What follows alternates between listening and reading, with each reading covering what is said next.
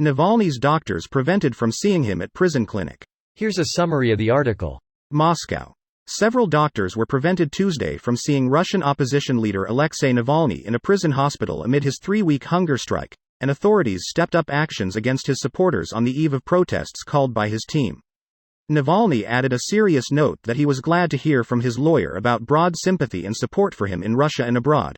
His personal physician, Dr. Anastasia Vassilieva, led 3 other medical experts to try to visit Navalny at the prison clinic in the IK-3 prison in the city of Vladimir.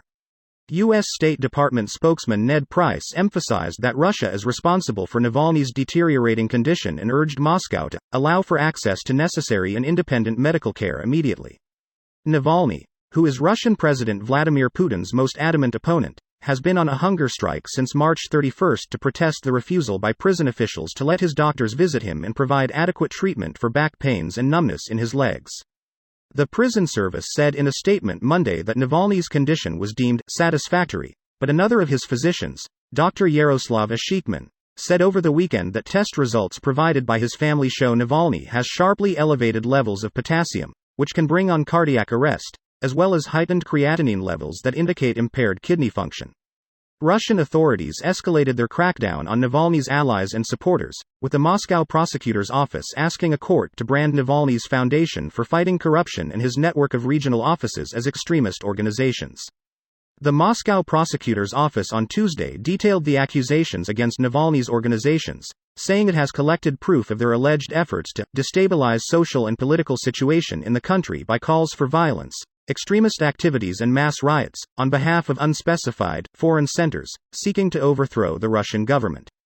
This post received a score of 30,000, with an upvote ratio of 95%. Here are the top comments in response to this article. Perhaps Navalny is already dead, and by keeping anyone seeing him, they can pretend he is alive indefinitely. That's my initial thought as well.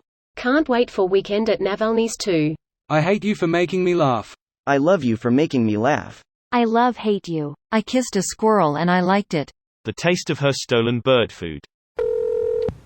Putin will address the Federal Assembly tomorrow, maybe addressing the military build-up or at worst an annexation of Donetsk. I feel if the latter happens, Navalny doesn't have long left. I think Russia is pretending he's alive because it's too bad a look to have him die at the same time they annex Ukraine. Withholding news of the demise to allow for greatest effect.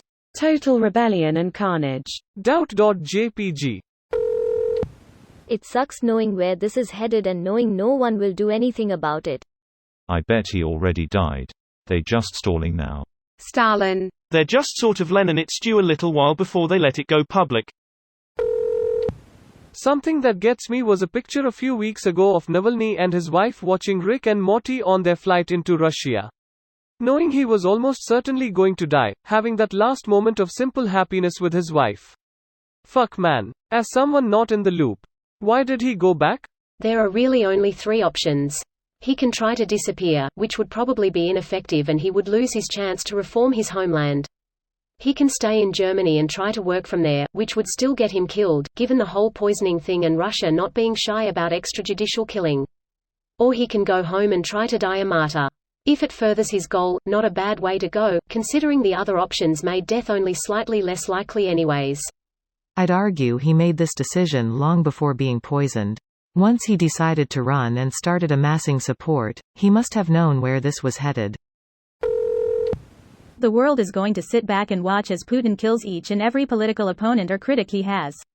Honest question. What do you expect the world to do? Let's say, at the least, countries condemn these actions with words.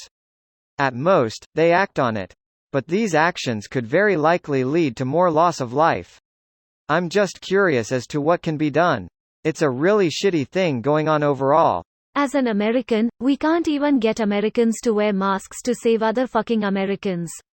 There is no way you'd get America on board to join a war to save Ukraine. So, sanctions maybe? I feel like the best way to stick it to Russia is to invest heavily in renewable energy technologies so that Europe can break their dependence on Russian natural gas. This video was automatically created by Reddit to speech. The article and comments in this video were selected from Reddit according to their upvotes. and any paraphrasing was performed by smmry.com, without any human intervention.